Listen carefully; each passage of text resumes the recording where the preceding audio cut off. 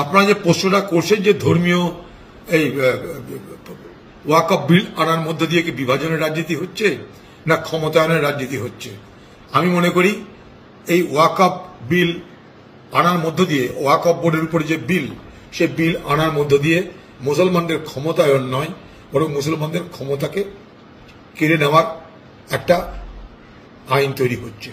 এটা কোনো দরকার ছিল না।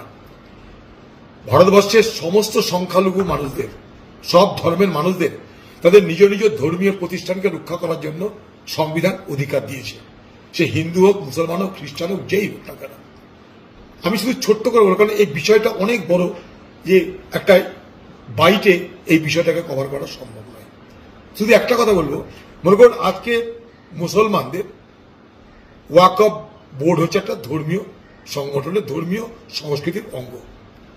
সেইখানটায় যে বোর্ডের মাথায় যারা থাকবে, সেখানটায় বলছে সবাই মুসলমান থাকতে পারবে না, দুটো করে অমুসলমান থাকবে। আমি ছোট করে বলি আপনাদের, মনে করুন ভারতবর্ষের তিরুপতি মন্দির, তিরুপতি মন্দিরের ট্রাস্টে যদি বলা হয় কালকে যে ভাই সব হিন্দু থাকবে না, সেখানে দুটো করে মুসলমান থাকবে, তো মেনে নিবে কি কেউ? বলুন। পুরীর মন্দিরে তাদের যে ট্রাস্ট, সেখানে বললাম দুটো করে মুসলমান থাকবে, সব হিন্দু থাকবে না, মানবে কি? তাহলে খামোখা মুসলমানদের যেটা প্রতিষ্ঠান, সেখানটাই দুটো করে মুসলমান রাখার পিছনে উদ্দেশ্যটা কি? উদ্দেশ্যটা নিশ্চয়ই মুসলমানদের ক্ষমতা আয়ন নয়, মুসলমানদের ক্ষমতা দেওয়া নয়, বরং মুসলমানদের কাছ থেকে ক্ষমতা কেড়ে নেওয়া। এটার মধ্যে দিয়ে কি হবে?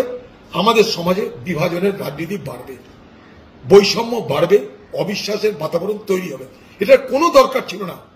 ভারতবর্ষের কেউ বলেনি সরকারকে ভাই ওয়াকফ বোর্ডকে সংশোধন না করলে দেশের রসাতলে যাবে, দেশের মাথায় বজ্রপাত হবে, কেউ বলেনি। খামোখাই বাতাবরণ তৈরি করা হচ্ছে। এক একটা ভোট আসবে, তার আগে একটা করে বিভাজনের আইন তৈরি হবে, এইভাবেই দেশের 12টা বাসছে।